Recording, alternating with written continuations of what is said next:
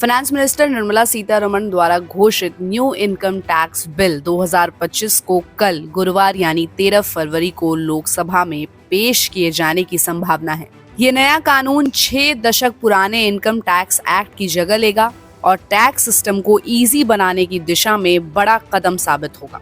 आपको बता दें कि इस नए बिल के बारे में फाइनेंस मिनिस्टर निर्मला सीतारमण ने 1 फरवरी को बजट पेश करने के दौरान देश को बताया था। तो चलिए आपको इस वीडियो में बताते हैं कि इस नए बिल में क्या कुछ खास होगा और इससे टैक्स पेयर को कितना फायदा होगा।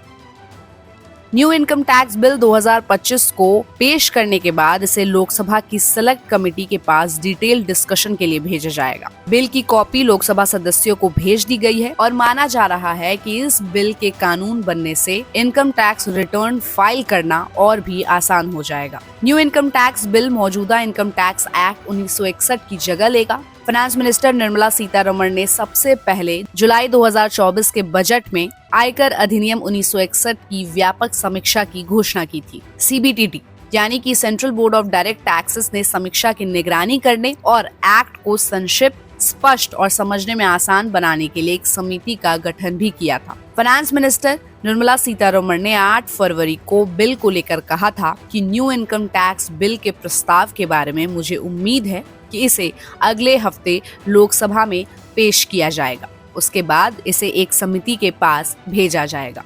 संसदीय समिति द्वारा इस पर अपनी सिफारिशें दिए जाने के बाद ये बिल फिर से कैबिनेट के पास जाएगा।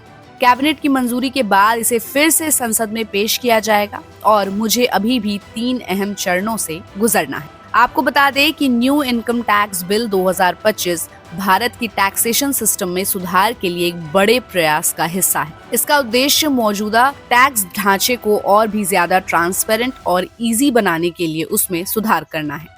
न्यू इनकम टैक्स बिल में कोई नया टैक्स लगाने का प्रावधान नहीं किया जाएगा। इसमें सिर्फ टैक्स स्ट्रक्चर को आसान बनाया जाएगा। इसमें मौजूदा कानून में कई नए सुधारों का प्रावधान होगा और कई अपराधों के लिए सजा कम करने तक का भी प्रावधान हो सकता है। साथ ही नए बिल में टैक्स को लेकर लैंग्वेज इजी होगी ताकि आम टैक्स पेयर्स भी इसे आसानी से समझ सके। इस नए इनकम टैक्स बिल का मकसद मुकदमेबाजी को कम करना होगा और टैक्स सिस्टम में ट्रांसपेरेंसी भी लाना इस बिल का मकसद है। पुराने और प्रचलन से बाहर हो चुके वर्ड्स को भी हटाया जाएगा और कुल मिलाकर ये न्यू इनकम टैक्स बिल 2025 सरल और आसान शब्दों में होगा ताकि जितने भी देश के टैक्स पेयर्स हैं उनको ये पूरे बिल को समझने में कोई भी दिक्कत ना हो और ना ही इनकम टैक्स रिटर्न फाइल करने में कोई भी दिक्कतों का सामना करना पड़े। तो इस पूरे खबर पर और न्यू इनकम टैक्स बिल 2025 पर आपकी क्या राय बन रही है, हमें अपनी राय कमेंट बॉक्स में दे और ऐसे ही अपडेट्स के लिए देखते रहिए गुड रिटर्न्स। हमारे चैनल को लाइक और सब्सक्राइब करना बिल्कुल भी मत भूलिएगा।